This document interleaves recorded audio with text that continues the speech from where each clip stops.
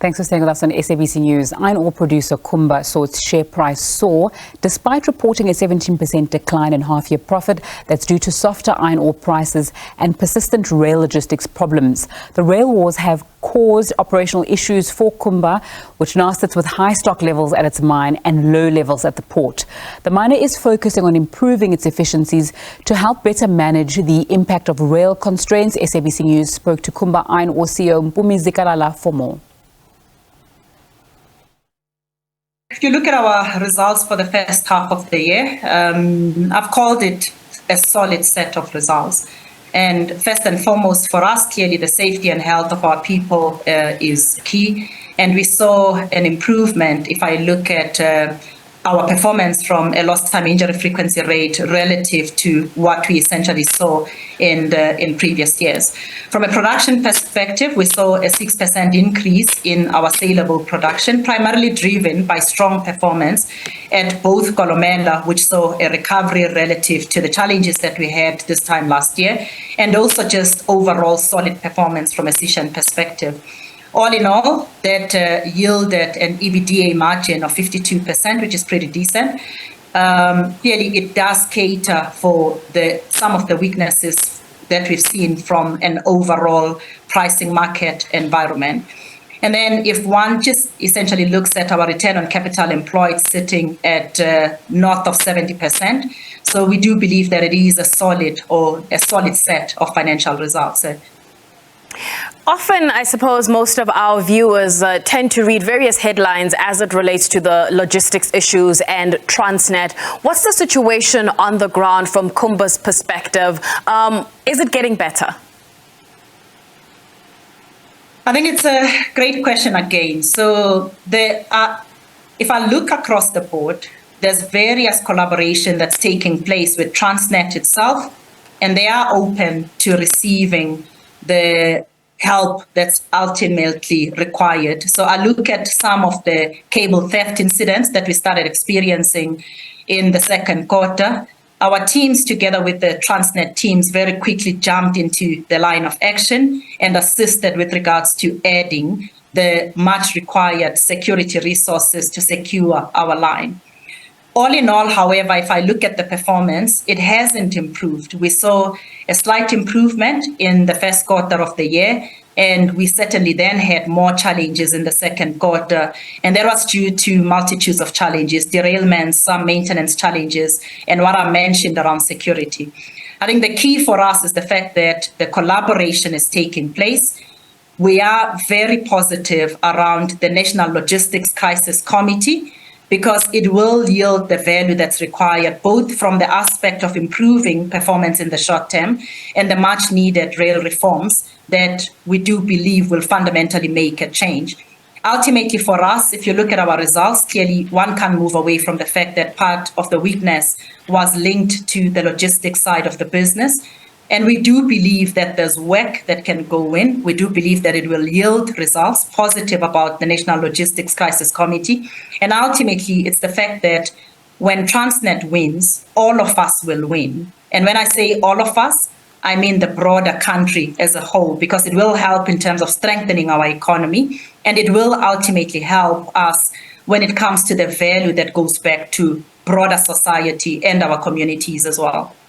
Speaking of economy, late last year we had China lifting its COVID restrictions, and I think going into 2023 there was this quite call it optimism about the kind of impact it would have on the global economy. However, when you look at recent data, that hasn't quite materialized. How are you thinking about China right now? So it's a good question, and I guess you've also heard the rumors around the stimulus as well, and clearly we are looking forward to that. But if I take it back, so certainly when we looked at where we were at the end of last year, and specifically linked to China, for us, despite some of the headwinds that we saw in the property markets and the fact that we didn't really see the positivity that we expected to see when the COVID restrictions were essentially uplifted, we still saw Chinese production going up by 1.2% year on year. And clearly that had two pillars to it for us. That was driven by both the domestic market, but also the export market as well. What we are looking at right now is the fact that steel and iron ore stocks are at the lowest levels when one looks at the last 5 years. And we believe that that's supportive of the current pricing environment that we are seeing, which is sitting at current levels of circa $115 per ton. We clearly all are looking at what's going to be happening within the stimulus space, because we do know that that will absolutely assist when it comes to overall the steel markets that we are essentially looking at. It should assist with regards to boosting prices. On that note then, take me through some of the factors you believe will support demand for iron ore products. So I think I've covered the first one. So firmly for us, we are looking at what's going to be happening within the stimulus space. We do fundamentally believe that that should assist with regards to boosting prices and ensuring that prices for the remainder of the year stay north of $100 per ton. Clearly, we don't just sell to the Chinese markets, we also sell to Europe and especially Japan and South Korea. So we are mindful of what's happening in that space as well.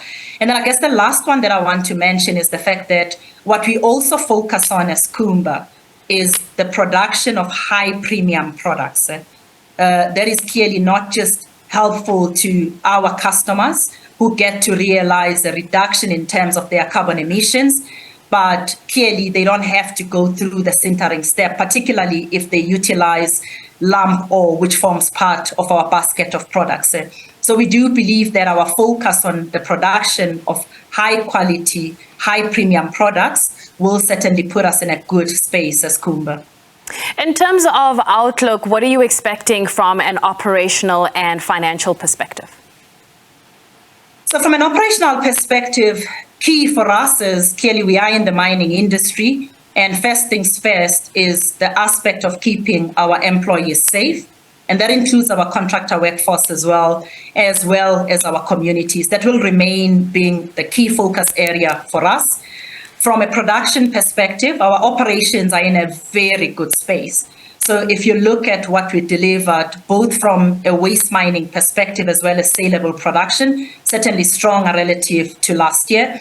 Clearly on the saleable production side, this is subject to the performance of rail. So we will continue working hand in hand with Transnet and government and other mining companies, and actually the broader industry space under B4SA to further strengthen the logistics space.